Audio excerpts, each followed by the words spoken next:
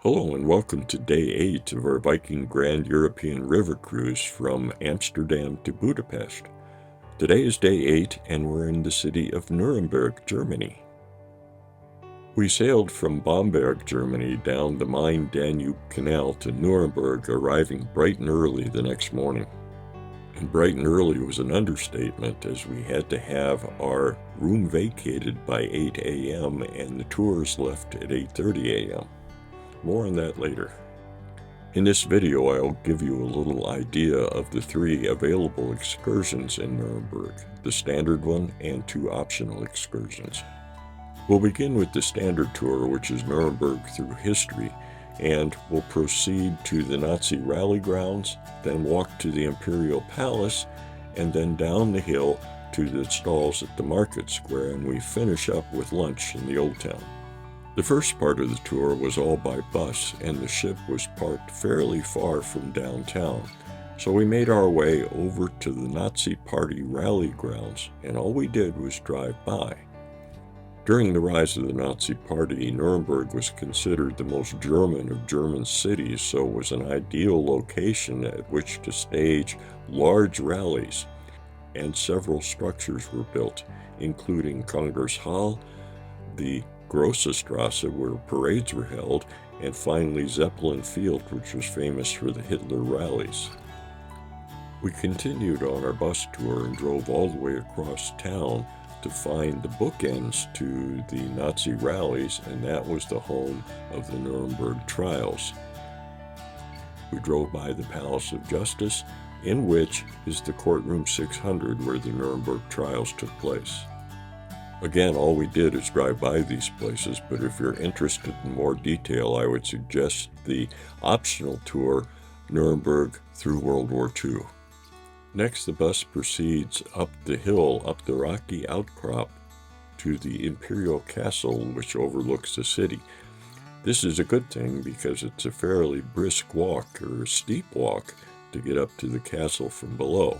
We were let off on a street right behind the castle on the top of the hill, so it was simply a matter of walking through the tunnel to get into the castle grounds. The Imperial Palace is not a single palace, but it's a group of fortified buildings known as Nuremberg Castle. With the city walls, it's considered one of Europe's most impressive medieval fortifications. The construction began around 1000 AD, and the castle continued to be added to. The walls were built between the 12th and 16th century and originally stretched for 5 kilometers, but today there's still 4 kilometers of the wall still standing. We took a guided walking tour through the castle grounds itself, and the views from the castle wall into the city were absolutely spectacular. We were troubled with just a little bit of rain, but the views were still great. The castle itself sits atop a sandstone ridge that dominates the center of Nuremberg. This provided a natural defense. The tower you see on the left there is the oldest part of the castle. But if you decide that you want to walk up to the castle from town, please be advised that it's a very steep walk and it takes a little bit of effort to get up here. Going down, of course, is much easier, so we start down the hill, pausing by the old Rathaus and the St. Sebaldus Church. Along the way, you see lots and lots of half-timbered buildings, flowers hanging out of the windows. It is just absolutely gorgeous.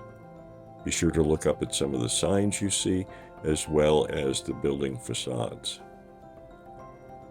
We pause for a moment at the Old City Hall and St. Sebaldus Church.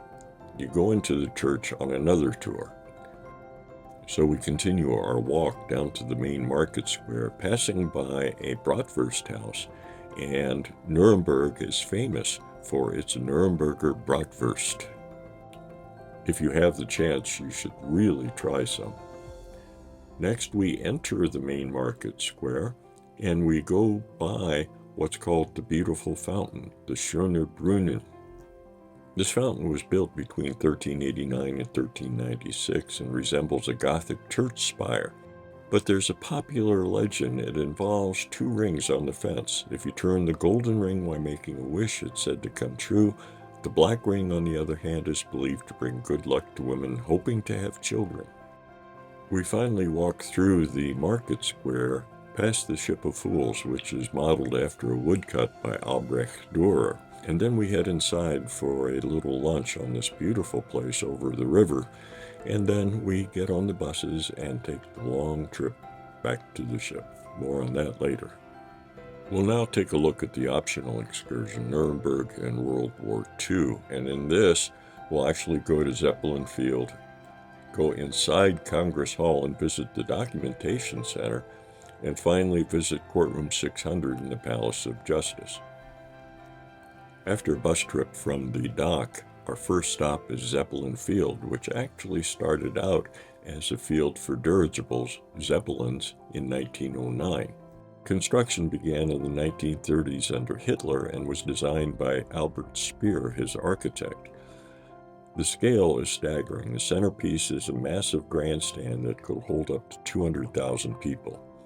It was designed to overwhelm visitors with a sense of Nazi power, and massive rallies were held here. When the Americans began their occupation, it was renamed to Soldiers Field and was used not only for military parades, but also for sports events and German-American fun fairs. Next up is the Grosse Strasse, the Great Street. It was built between 1935 and 1939, and it's the central axis of the Nazi Party rally grounds. It's 2 kilometers long, 60 meters wide, and points directly towards the Nuremberg Castle in the distance. It was used for large parades and processions entering the rally grounds. Now turning away from the Great Street, we see the Kongresshalle and the Documentation Center. The Kongresshalle looks like a misplaced relic of ancient Rome. It was designed by Albert Speer, and it was intended to mimic the Roman Colosseum. It was never completed because of World War II, but it would have seated 50,000, and it was Hitler's fantasy that the podium would be in the center of it and all the seats would face it. The Documentation Center is housed in the leftover structure, and you can go inside and get some more information about what really happened here, and even look at this poster for the Christmas market where all the Jewish businesses were prohibited from selling. There are also some modern-day uses of the facility, including this Nuremberger Symphony Hall. So it's back on the bus for a long drive across town to the Palace of Justice and the courthouse where the Nuremberg war trials were held. This is a very sobering visit. You actually see the courtroom in which the trials were held, along with black and white pictures of some of the defendants in the stands watching the proceedings. There is an excellent exhibition in the hall itself that gives you some of the history of the trials and what went on. I do encourage you to listen to some of the audio of the defendants themselves speaking. So it's back on the buses, and that finishes that tour. And now we're going to look at the third, Surviving the War, Art in Nuremberg. Like the other tours, this starts out as a bus tour around the city walls. Then you visit Albrecht Dürer's house and the subterranean bunkers that hid artwork, and finally the Gothic Church of St. Sebald. We start near the main train station and the Opera House, as well as the Deutsche Bahn Museum, the Railroad Museum. Here you can get a look at the start of the 4 kilometers of medieval walls that surround the city. There is a moat in which you can walk nearly around the entire city if you wish. This is where the main train station is located, as well these well-preserved walls that you can walk around, the Opera House, where you could even see Man of La Mancha, and the German Railway Museum, where you can see old and the new side by side. Next, we take the bus up the hill to behind the castle and get off and walk into the square called the Tiergartner Tor. Here you will find 2 of the attractions we are visiting today, not to mention that there is an absolutely spectacular view of the castle from below and then over the city itself. This is the square where the armorer for the castle lived. From here you can also see the defensive walls for the castle. Albrecht Dürer's house is in this square and you can go inside. He was considered the greatest German Renaissance artist and was born here in 1471. He did painting, printmaking, and also mathematical theory.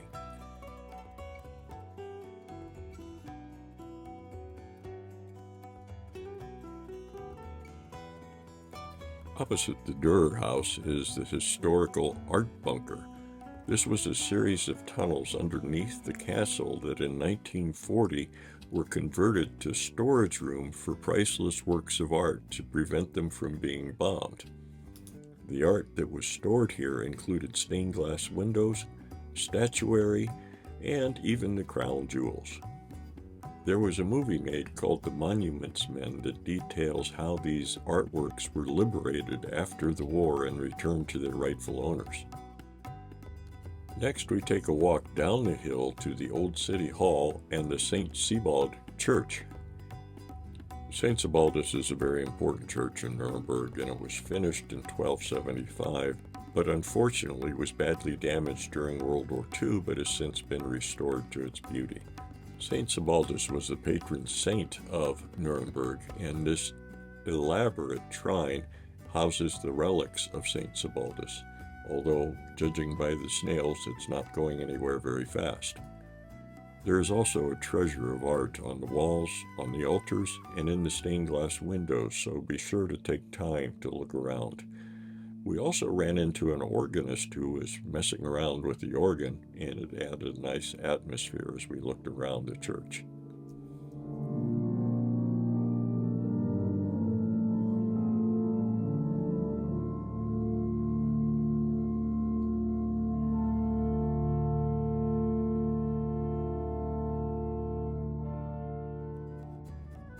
Finishing up, we head further down the hill to the old market. We pass by the beautiful fountain, which I mentioned earlier, and look around the market. Now, a word about this. If you get here at Christmas time, it is spectacular.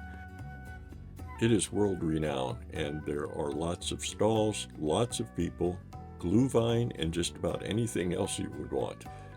You can also pick up some samples of Lebkuchen, which is gingerbread and originates here in Nuremberg. Now, I would be remiss if I didn't mention two other things that Nuremberg's famous for, and that's Rotbier and Nuremberger Bratwurst. Be sure to try some before you leave. Well, that's it for Nuremberg, and we got back on the buses, and we were supposed to sail from Nuremberg to Regensburg tomorrow. However, due to very high waters, we had to be bussed past Regensburg to Passau and then come back to Regensburg the next day. Look for that in the next video. And while you're at it, I certainly would appreciate it if you would subscribe to this channel, as it helps us out a lot. Thanks.